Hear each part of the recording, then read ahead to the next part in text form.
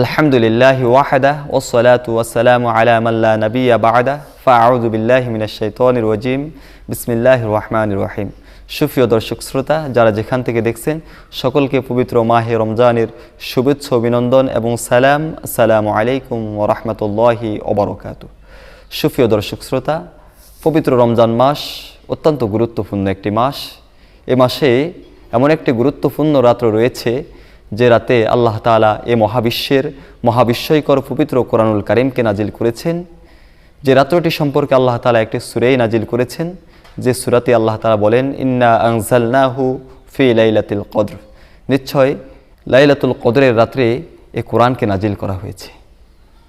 আল্লাহ তাআলা আবার রাসূল সাল্লাল্লাহু আলাইহি ওয়াসাল্লামকে জানিয়ে দিচ্ছেন, ওমা আদরাকা মা লাইলাতুল কদর, কিসে আপনাকে জানাবে সেই লাইলাতুল কদর কি? আল্লাহ নিজেই জানিয়ে দিয়ে বলেন, লাইলাতুল কদরি খায়রুম মিন আলফি শাহ, লাইলাতুল কদর হচ্ছে এমন একটি রাত্র যা হাজার মাসের চাইতে উত্তম। সুপ্রিয় দর্শক শ্রোতা, এই আয়াতটি তখন নাজিল হয় রাসূল সাল্লাল্লাহু আলাইহি ওয়াসাল্লাম যখন সাহাবা ইকরামদের সামনে সেই বনি ইসরাইলের জৈনক ব্যক্তির কথা বলছিলেন, যে বনি ইসরাইলে এমন একজন ব্যক্তি ছিল যিনি রাতের বেলা নফল ইবাদত করতেন এবং দিনের বেলা ইসলামের শত্রুদের বিরুদ্ধে তিনি জিহাদ করতেন, যুদ্ধ করতেন। তিনি 1000 বছর পর্যন্ত এভাবে যুদ্ধ করেছেন এবং ইবাদত করে তিনি বিশাল নেকি অর্জন করেছেন। তখন রাসূল সাল্লাল্লাহু আলাইহি ওয়াসাল্লামের সামনে সাহাবা ইকরাম বললেন, ইয়া রাসূলুল্লাহ, আমরা তো মাত্র 60 থেকে 70 বছর হায়াত পাই, আমরা তো তার মতো এত নেকি অর্জন করতে পারবো না। তখনই আল্লাহ তাআলা এই আয়াতটি নাজিল করেন, লাইলাতুল কদরি খায়রুম মিন আলফি শাহ, কদর এমন একটি রাত্র যে রাত্রটি হাজার মাসের চাইতে উত্তম।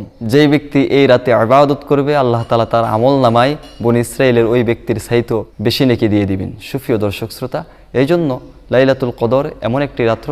হযরতে আয়েশা রাদিয়াল্লাহু থেকে বর্ণিত, রাসূল সাল্লাল্লাহু আলাইহি ওয়াসাল্লাম বলেন, ইউজাবিরু ফি আশরিল আওয়াখির মিন রমাদান ওয়া ইয়াকুলু তাহাররু লাইলাতুল কদরি ফি আশরিল আওয়াখির মিন রমাদান।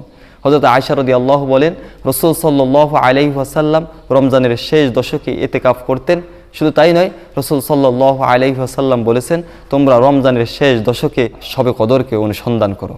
এমন একটি গুরুত্বপূর্ণ রাত্র রাসূল সাল্লাল্লাহু আলাইহি ওয়াসাল্লাম বলেছেন এই রাত্রটিকে অনুসন্ধান করার কথা।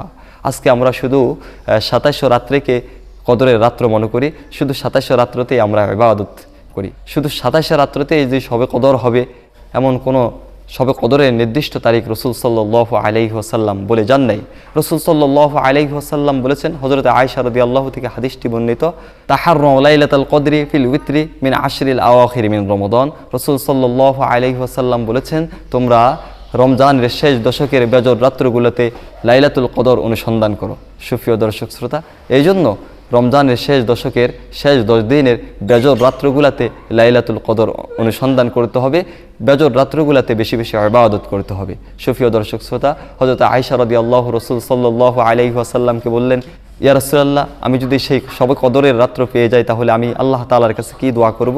রাসূল সাল্লাল্লাহু আলাইহি ওয়াসাল্লাম বলেন, তুমি এই দোয়া করবে, আল্লাহুম্মা ইন্নাকা আফুউন তুহিব্বুল আফওয়া ফাআফু আন্নী, আল্লাহ তুমি ক্ষমাকারী, তুমি ক্ষমা করতে ভালোবাসো, অতএব আমাকে ক্ষমা করে দাও। এই জন্য আমরা এই রাত্রে আল্লাহ তাআলার ক্ষমার আশায় বেশি বেশি ইবাদত করব।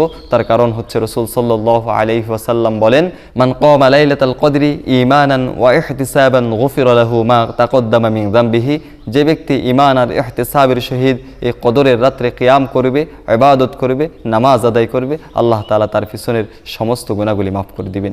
এই জন্য গুনাহ মাফের আশায়, নেকি অর্জনের আশায় আমরা এই গুরুত্বপূর্ণ এই রাত্রে বেশি বেশি ইবাদত করব। এই জন্য রমজানের শেষ 10 দিনের এই বেজর রাত্রগুলোতে আমরা বেশি বেশি ইবাদত করব। আল্লাহ তাআলা আমাদেরকে এই রাত্রটিকে অনুসন্ধান করে এই রাত্রে বেশি বেশি ইবাদত করার তৌফিক দান করুন। আমিন। ওয়া মা তৌফিক ইল্লা বিল্লাহ। আসসালামু আলাইকুম ওয়া রাহমাতুল্লাহি ওয়া বারাকাতুহু।